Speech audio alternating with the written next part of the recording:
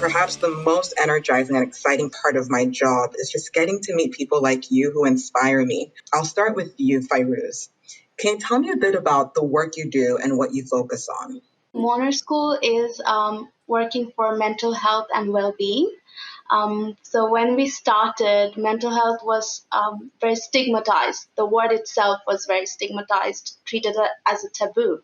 When we started off, we thought of creating a bridge between the counselors or the mental health experts and the young generations primarily. It's basically two things that we're doing: getting them connected with counselors who can help them solve issues that they're dealing with in personal lives. And another one is training them through workshops or seminars and educate the mass people about the importance of mental health as well as how to take care of it by yourself. I think that the kind of care that you provide there is fantastic. And mental health has been such a huge issue over the past year. But I'll pause and move on to Jenifer. Jenifer, I'm so excited to hear about your work and the issue that you focus on. Go for it. Here in Colombia, our situation is that there is still 4% of the population that doesn't have access to electricity. 30% doesn't have access to drinkable water, and 30% doesn't have access to safe sanitation. What we are doing in Tierra Grata is to providing access to these really remote communities to those three basic services: energy, water, and sanitation, to different solutions that are decentralized, affordable, and also clean. So we are taking care of the environment and also to the people at the same time. So we are working in the line of energy. We are providing access to clean energy, to solar energy. And also we are providing eco toilets for the families and maybe for women to have access to a safe space. So we are providing all the solutions together with a social intervention process. So it is a solution itself together with a social intervention process where we ensure that the family are actually using every solution, are transforming the life with all these opportunities that they have to have access to basic services in the rural areas. That's incredible. Thank you for the amazing work that you're doing. And that takes me to Satta. Satta, I'd love to hear more about your work. What was the crisis, I'll say, that led to your work and ignited your passion for women and girls? Before I started my work as an activist, I had the opportunity to join an adolescent girls group in Liberia. It's located in Kakata, Magibi, Daughters of the Kings. So as a very young person at that age, when I joined DOK, I learned a lot about, preventing social gender-based violence, the modes of transmission around HIV and AIDS. So it first started where I into my work was around this child marriage case in my community, about a 13-year-old girl who was due to get married to an older person who was 39 years old. And I remember Daughters of the Kings and all the social workers got further involved in the case. And at the end of the case, we had the little girl. She went back to school. The marriage was stopped.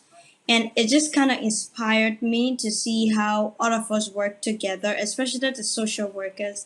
And at a very young age, it was just something I was like, oh my gosh, I want to continue doing this work, just being around these people, because at least we get to talk for girls and continue to create awareness. So I mean, I was small. I didn't know how important it was at that moment, but I just felt I wanted to be part of something that was bigger than me. And continue to engage. So that's how it all started. And yeah, we are today doing big things. Well, here we are today doing big things is just about right. I was reading your profile and I saw that as a result of your work and the work of other activists in Liberia, that the president declared rape as a national emergency. So what I did, I issued a statement. Directly, it was like a personal call. And so I wrote it to the minister, right? And then Front Page Africa kept the story. I was saying it's important that we pay attention to the Ministry of Gender. The Ministry of Gender is an essential institution. The government is saying the Ministry of Gender is not an essential institution, or issues around sexual gender-based violence basically is not important, right? And so we were like, no. I mean, the numbers are increasing. You might not see it from that level, but we are living in the communities. We are seeing it. Some of us that are working directly with survivors and victims are getting reports every day. We said, let's stage a 3 days protest to call the president attention. And the president declared rape as a national emergency because of the young people of Liberia. So that is incredible, Satta, and it just speaks to the power of not doing things as a single person, but the force of community. Before we go on, I've just gotten the message that a member of the foundation wants to join this call. They heard that this was happening and want to join. There we go. Hi, everyone. I'm sorry for crashing your party, but I was so excited as one of the judges for these awards when I saw what you all are each doing in your own countries. It was beyond inspiring. I mean, you're inspiring not just your peers, but also world leaders. And you're helping us make progress towards the goals. So I'm sad we cannot be on stage together this year because of a pandemic, but I am so glad to be able to meet you, at least in person on camera, and to congratulate you on these awards. Really amazing work all three of you are doing. Melinda, I will introduce you to each of the people on our call who you can see are all excited to speak with you today. I will start with Fairooz, who is joining us from Bangladesh. So Fairooz won the Goalkeepers Changemaker Award for her work on mental health in Bangladesh, as you know. And this award celebrates an individual who has inspired global change using their personal experience. Over to you, Melinda. So I have a question for you, Fairooz. I was, when I was reading about everything that you've been doing, which is, so needed on mental health. It was already needed before the pandemic, but even more needed now. And that you started this school. How did you find the courage to keep going when circumstances were so difficult? When I was growing up, my parents both are social workers. So when I was growing up, they told me, look, this is the community where you live in, and you are privileged enough to give back to them. So whenever you can, you have to remember that you must do it.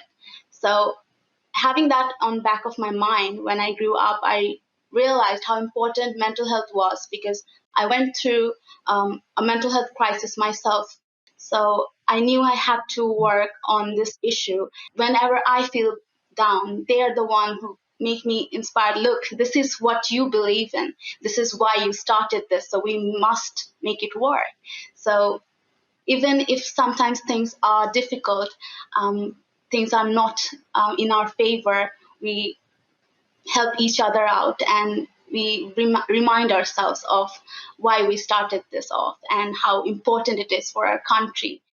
Fairooz, something that you're reminding me of when I could travel pre-pandemic, I would meet women all over the world. And what I heard over and over and over again is when they are in small groups or in teams, they support one another on the tough days, right? Because we all have tough days when we're working on something or in our own family lives, in our own, mental health struggles.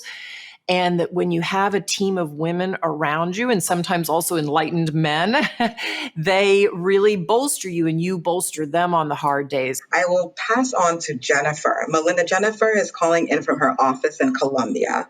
She won our Progress Award for her work on sanitation, as you know. And this award celebrates an individual who is supporting progress for the global goals through science, technology, business, or more. So over to you, Melinda. My question for you, Jenifer, is in forming Tierra, Grata, how did you start to see that clean water and sanitation were just so incredibly important for families and for women? Not having access to sanitation, it means not just not having a toilet. What I realized is that especially for women, not having a toilet also means not having dignity, not safety, not comfort. So having a bathroom start being much more than just a toilet. First one is the one that I need a space, a safe space, and a clean space to treat my menstruation and maternity. but also a space for shower and a dignity space. The second one is that we have realized that when there is no water in a rural area, girls are the ones who are in charge of carrying these heavy buckets to provide water to the family. And the second one is also, it is hard to say, but it is the harassment situation that the women face in the rural when they don't have a toilet. Also, they have to take shower at night because they are afraid to a man that can look at them. But also they are taking shower with clothes. So imagine how uncomfortable could be doing this like every in your daily life. So also if you're a girl, you have to wait the night to take shower, but also you are the one who are like taking care of the water. So your daily life start being more difficult.